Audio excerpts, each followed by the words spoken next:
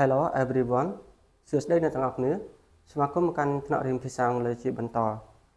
ដូចនៅក្នុងវីដេអូនេះគឺ teacher នឹងលើកយក diphthong ជាបន្តទៀតដើម្បីយកមកសិក្សាហើយយើងបានដឹងមកហើយថាស្រៈគោលក្នុងភាសាអង់គ្លេសគឺមាន5គឺមាន A E I O U នឹងស្រៈទាំង5ដែលជាស្រៈគោលនៅក្នុងភាសាអង់គ្លេសហើយយើងនឹងបន្តការសិក្សារបស់យើងអំពីស្រៈផ្សំបន្តទៀតដោយនៅក្នុងវីដេអូនេះគឺ teacher លើកយកស្រៈចំនួន4បន្ថែមទៀតដើម្បីធ្វើការសិក្សាទាំងអស់គ្នាហើយទី9នោះគឺ A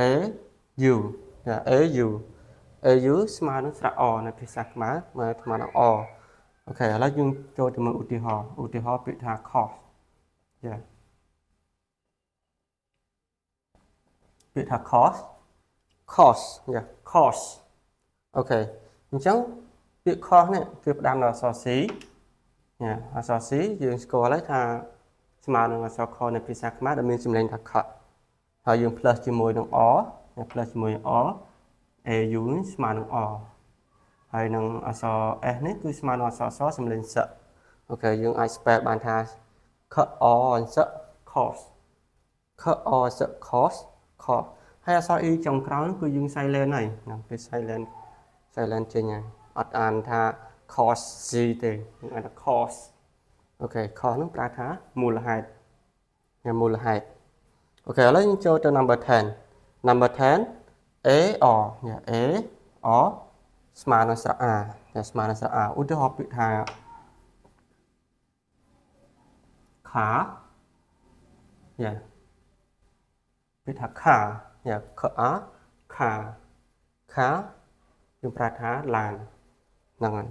ឥឡូវយើងចូលទៅ number 11 E or E E or E ស្មើនឹង E ស្មើនឹងស្រៈ E អូខេឥឡូវយើងមើលឧទាហរណ៍ពាក្យថា here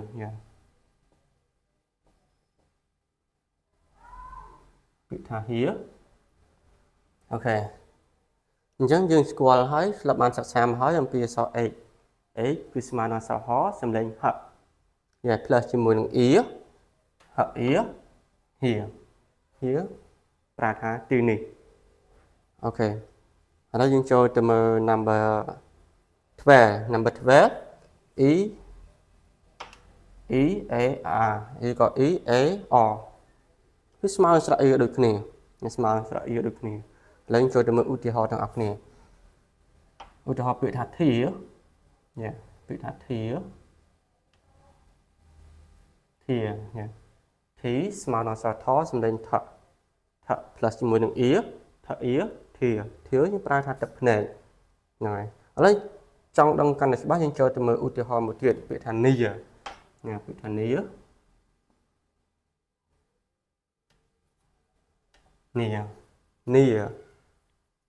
and ស្មើអក្សរ N សំឡេង N plus ជាមួយនឹង ear near ប្រើថាទីនេះអូខេអញ្ចឹងនៅក្នុងវីដេអូនេះគឺយើងសិក្សាទៅលើ diphthong ចំនួន4តែប៉ុណ្ណឹងនឹងរងចាំសិក្សា diphthong ផ្សេងជាបន្តទៀតនៅវីដេអូខាងក្រោយ